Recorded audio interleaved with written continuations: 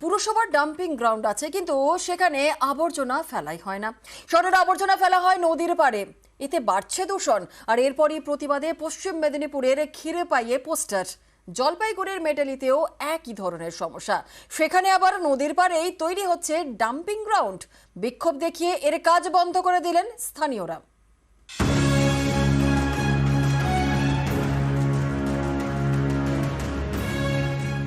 পশ্চিম মেদিনীপুরের চন্দ্রকোনার ক্ষীরপাই পুরসভা।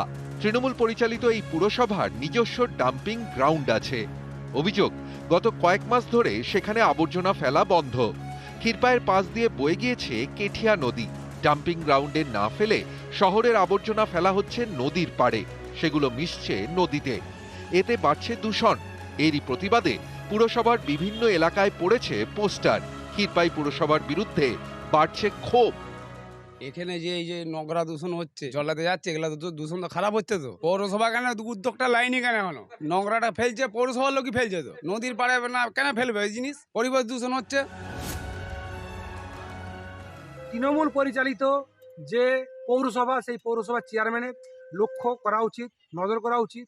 ওরা কোনো দিকে তোয়াক্কা না করে যেখানে ড্রামে পচা আবর্জনা ফেলার কথা সেখানে না ফেলে নদী গিয়ে ফেলছে। এটা পরিবেশ দূষণ হচ্ছে। যাতে এটা না হয় সেদিকে লক্ষ্য রাখতে হবে। তার জন্য আমরা প্রতিবাদ জানাচ্ছি। ক্ষীরপাই পৌর এলাকার সমস্ত নোংরা আমরা চাইনি যে কখনো নদীর বুকে চলে যাক। আমরা অনেকটা দূরত্ব রেখে আমাদের পৌরসভার জায়গার মধ্যে থেকে আমরা সীমাবদ্ধ রেখে এবং আমরা তা পুড়িয়ে ফেলছি। আমাদের ডাম্পিং গ্রাউন্ডের রাস্তা সংস্কার হয়ে গেলে আমরা সেখানে ফেলবো। সব রকম পরিকল্পনাই আমাদের করা রয়েছে। পুরপ্রধান বলছেন, ডাম্পিং গ্রাউন্ডে যাওয়ার রাস্তা নাকি খারাপ, তাই আবর্জনা ফেলা হয় নদীর পাড়ে। এবার আপনারাই দেখুন, রাস্তা কি সত্যিই খারাপ? আমরা রয়েছি সেই রাস্তাতে, যেই রাস্তা দিয়ে ডাম্পিং গ্রাউন্ডে গাড়ি যাওয়ার কথা। আর সেই রাস্তা বাগানো হয়েছে, কিন্তু এই রাস্তা দিয়ে আদৌ কি গাড়ি যাওয়া সম্ভব নয়? জলপাইগুড়ির মেটেলি, এখানেও একই রকমের সমস্যা।